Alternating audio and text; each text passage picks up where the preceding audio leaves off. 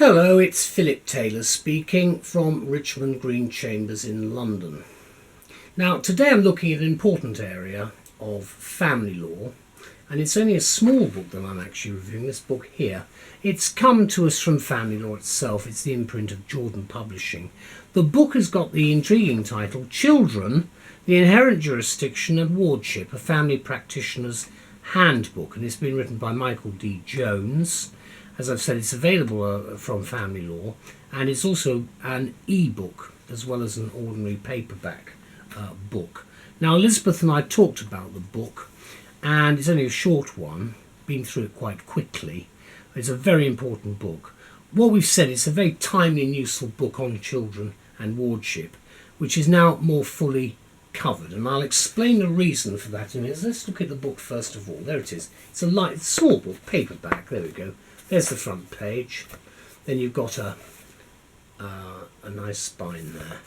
Then you've got a bit on the back, and you've got a foreword by Sir James Mumby, who I will refer to in a few minutes.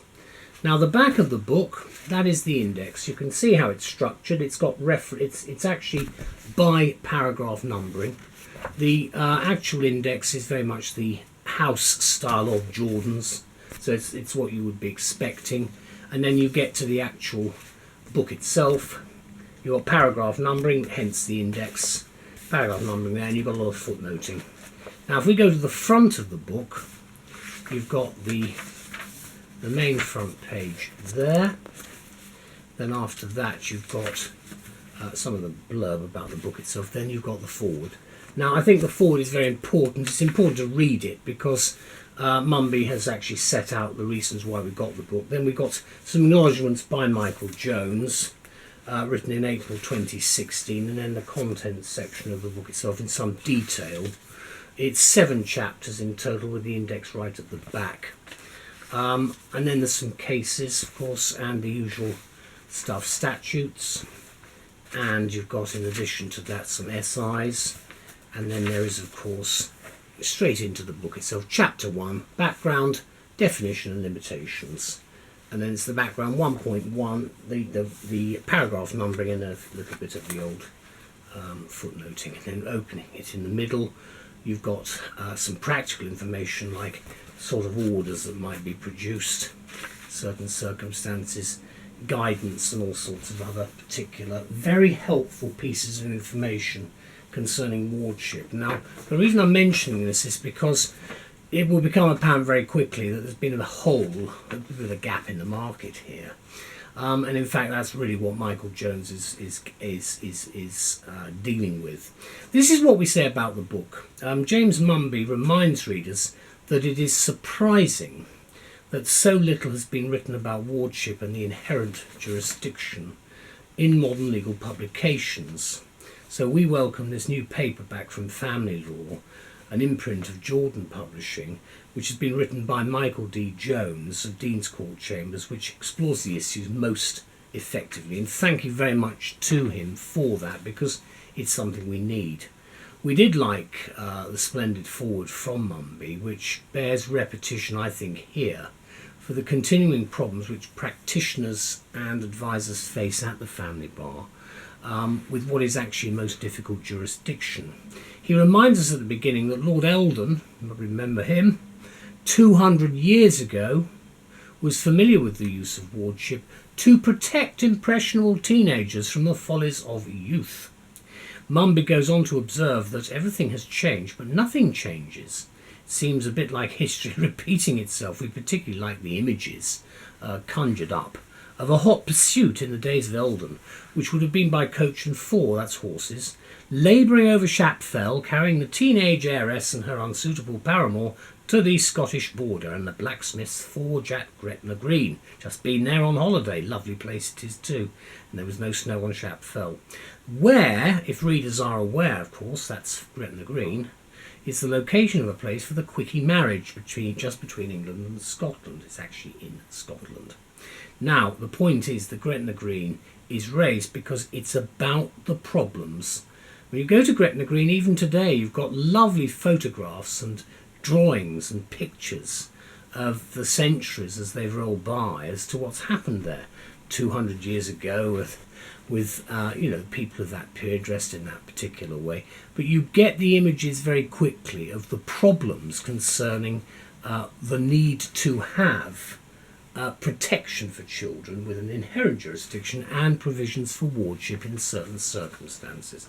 And that's really the starting off point, because today, of course, things are different, as Mumby says, with the pursuit now by way of an aeroplane and bus carrying the would-be teenage jihadist to the border between Turkey and Syria. Now just think of it, we were talking 200 years ago of galloping over Shapfell down to Gretna. Now we're talking of rather different types of problem, but still dealing with the same difficulties of that particular human condition.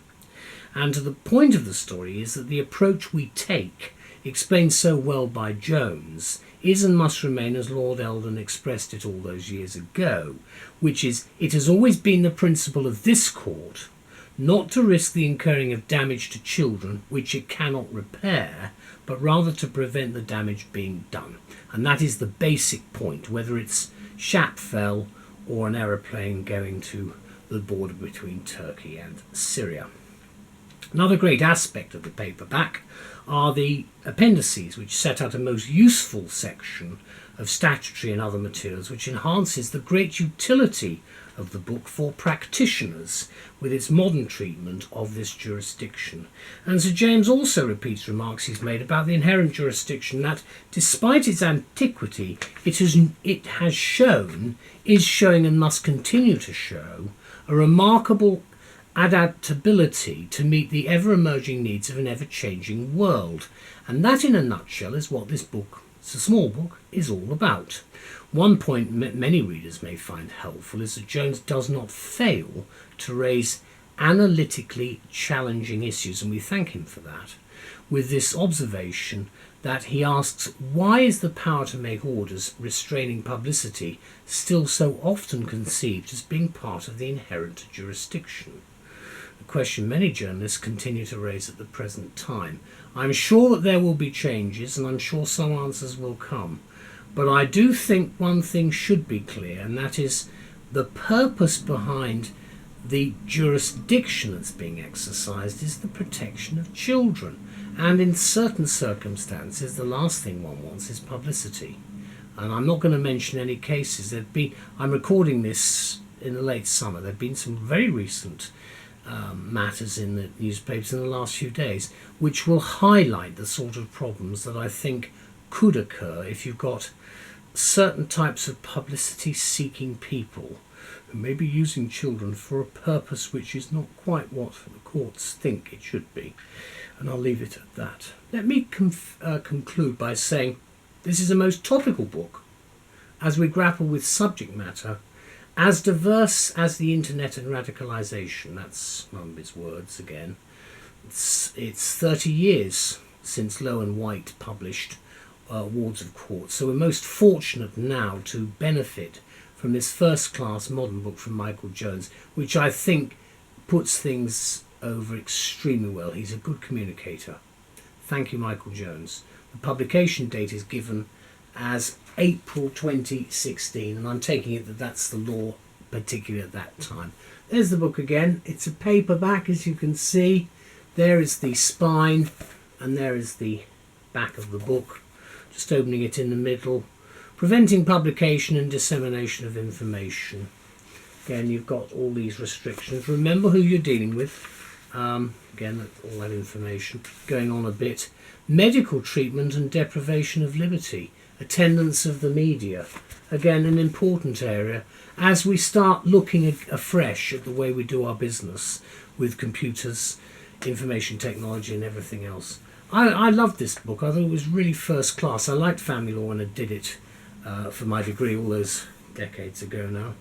But I do think it's an excellent book, and one that anybody involved in this area of law must have. It's not expensive at all. I'd like to also just say one last thing about family law itself and the imprint from Jordan's. We rely on you to give us this information. It does assist us tremendously with the work that we do, so thank you all very much indeed. It's greatly appreciated. I know I speak on behalf of a wide variety of members of the profession here by just saying thank you to all because it does assist us, and it's a difficult jurisdiction, and it makes it just a bit easier. So thanks. Bye bye.